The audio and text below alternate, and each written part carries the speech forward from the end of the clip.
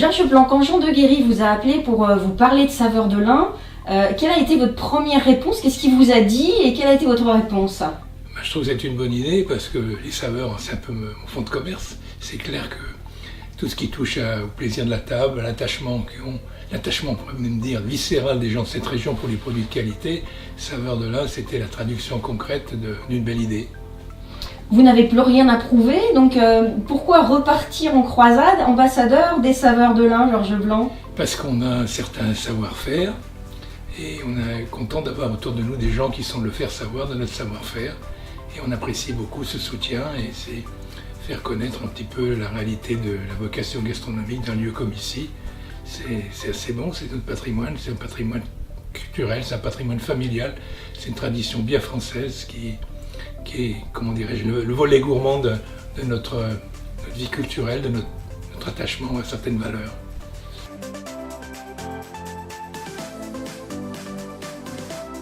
Vous parlez souvent d'art de vivre à la française et d'art de vivre dans l'Ain. Comment vous le définiriez, cet art de vivre dans l'Ain?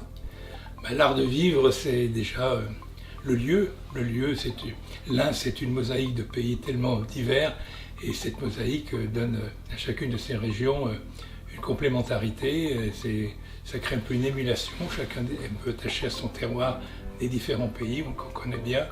Nous, comme indinois, puisque maintenant on peut parler d'indinois, et c'est quelque chose qui nous est cher et c'est un lieu commun que d'avoir su fédérer un petit peu tous ces beaux pays de l'Ain qui ont chacun une caractéristique, une authenticité différente mais tellement attachante et qui contribue à donner à l'ensemble du département, une attractivité nulle autre pareille.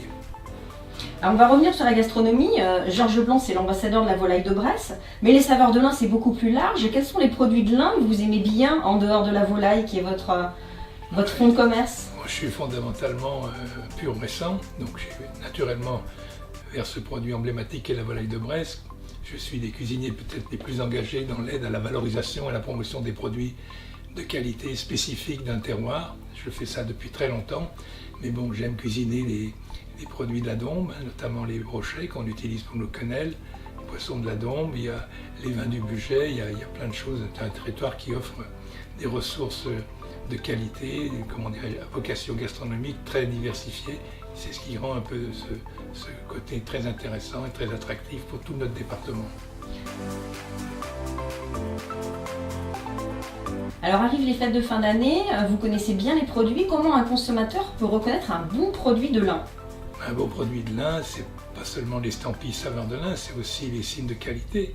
La volaille de Bresse est le seul produit du genre à avoir bénéficié dans les signes de qualité de la plus haute recommandation, c'est-à-dire l'appellation d'origine protégée, que nos acteurs, notamment nos éleveurs, ont su acquérir au cours d'une longue lutte qui a duré de 1936 à 1957.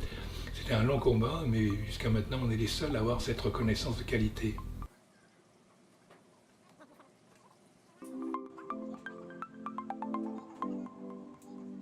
« 50 ans de carrière, ça fait 50 ans que la Maison Blanc existe sous votre égide.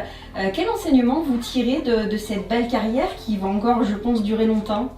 Alors, j'aurais jamais imaginé faire une carrière aussi longue déjà, mais tant que j'ai l'envie et la force, je continue parce que je fais un métier qui me passionne et je suis un peu un marchand de bonheur. Je vois des gens heureux chaque jour, des gens différents qui viennent de très loin ou de très près, tous intéressants et j'ai un échange avec eux. J'ai commencé ici il y a 50 ans, je suis même arrivé ici en 64.